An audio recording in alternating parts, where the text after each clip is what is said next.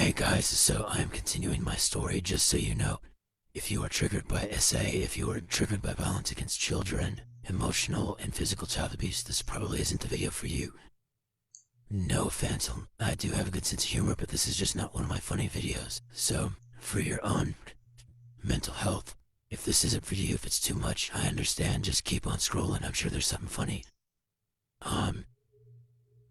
So, they explained to me my grandmother explains what sex is to me, because we didn't say sex, we said sex. And that happens about roughly the time when my mom starts meeting this. And again, I have DID. I have dissociative identity disorder, and nobody knows. Up to now, they think I'm just demon possessed because I'm evil, I'm wicked, because I have a will of my own, and I ask questions. I was always that kid that was reading. If I wasn't outside doing something, I was reading or drawing, one of the two. And I loved history. I loved trivia, I loved all that. So, they're presenting all this biblical shit to me, and I was like, it doesn't make sense. You're telling me there's a rapture. Where's that in the Bible? Okay, it's not in the Bible. Okay, here's the deal. All right, so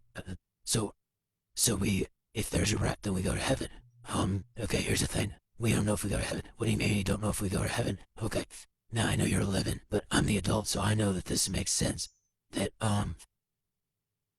okay, so God comes down, and then, yeah, there is a theory that we might just lay in the ground for, until Jesus calls us. Then what happens to our subconscious? What happens to our minds? What happens to our conscious? And no, we're just at peace. Well, if we're at peace, then why would Jesus call upon us? Oh, well, to fight and end battle. Okay, that really doesn't make sense. So, we don't know when the rapture's gonna happen. No. We don't know who's going to be taken up. No. We don't know if we're even going to heaven right away. No. We don't know where the Antichrist is going to strike first. We know one thing, he's gonna be from freaking Europe. Okay. We know he's gonna be from Europe. Okay. So there was this very, very closed cell within my church and my family. To hell with all the other religions, to hell with all the other races, and to hell with everyone who disagreed with us.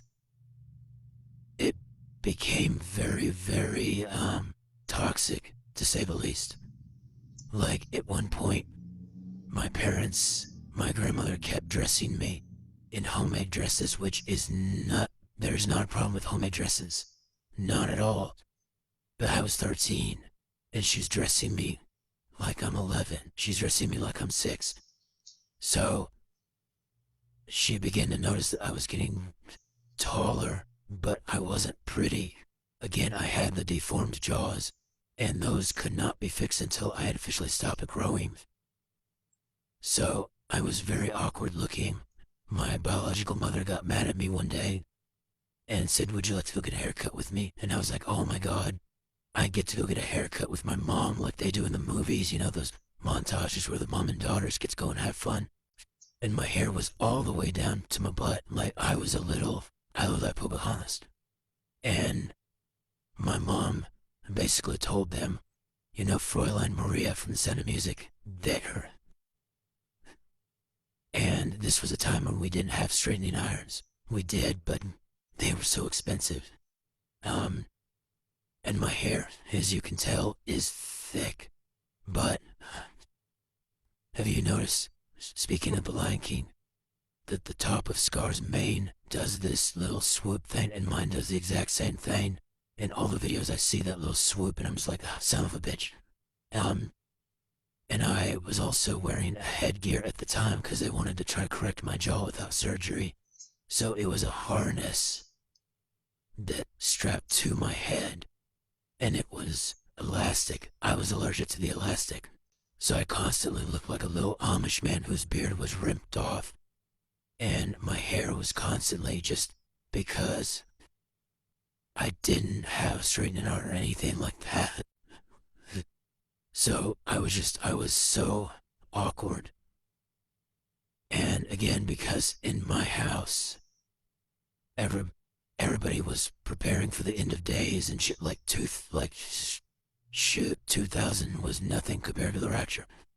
So it was always death and destruction and chaos and death, destruction and chaos. And your mom has kids with other people, and you don't live with your mom, but your grandparents won't adopt you, and all of it is just, it was so much. So I had zero friends.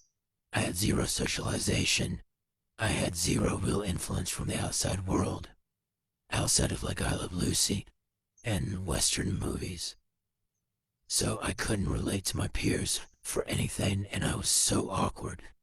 Again, my grandmother was like, I won't have you dressing like a slut, all this other stuff. So I was wearing these dresses with the huge sailor lapels and these prints that came out in the 80s and the 70s. So I was incredibly awkward. But my church hated women so much. Like we got Mother's Day and Christmas, again about the Virgin Mary and Esther, and I think we got Ruth and Naomi a couple of times. That was the only real influence we had for women in the Bible. And the church is still going. The church is on YouTube. The church is still flourishing. And by God, it got one black member. It jumped. I love that my grandmother, who's just, they're all so racist. But I told her, I said, you didn't think that Flint Baptist was racist, did you? No, we'd even got one of them black fellas that they play the drums down. I was like, of course he's in the band. I remember that I was so awkward, and when you put me in dresses, people would go up to my mother and father and I had my grandmother and grandfather and ask them, is that a little boy in a dress? Because again, my hair was cut to, I was Fräulein Maria without any of the appeal or the talent. So my parents were like, okay, we're going to start putting you in slacks. And I was like, oh, thank God, slacks. Oh God, everyone else in the youth group is in jeans and in those hippy dippy skirts and stuff like that. I was in Lane Bryant catalog, like leopard print blouses, the silk blouses that look like, you just came off a pirate movie. But I remember there was some controversy over, oh, slacks now, huh? I see how it is. So it got very, very hostile. And my grandparents really began to see that I don't fit. I asked questions. I was not just following the, what do you call it? Following the regular formula. So even at the age of like 11, I was almost to the slacks stage. But it was so weird to be in this church that it's all about Jesus and loving and caring and inclusion. But in the same breath, at home I'm being told, we keep those blacks out, we keep those Mexicans out, we keep the fags out, we keep the liberals out. And it was just, it was not a safe environment for me. Because once I saw Xena when I believe I was 10, I knew I had a thing for girls. Like Nala from a liking wasn't enough, but I knew. And I knew I'm gonna have to get married to a man. I'm going to have kids, and I've got to bury that. And it really began to get harder because all around us, I'm 11, it's 1999, we're preparing for the big one. And everyone's saying, no, you can be a gay, you can be straight, you can be bi, you can be safe, be who you are, tell your parents who you are, man, because you're all of the, the influence at that time was be honest and be who you are. And that was impossible for me. And when the controversy at home hit the fan with the controversy at church, it just all turned into one huge, massive mess.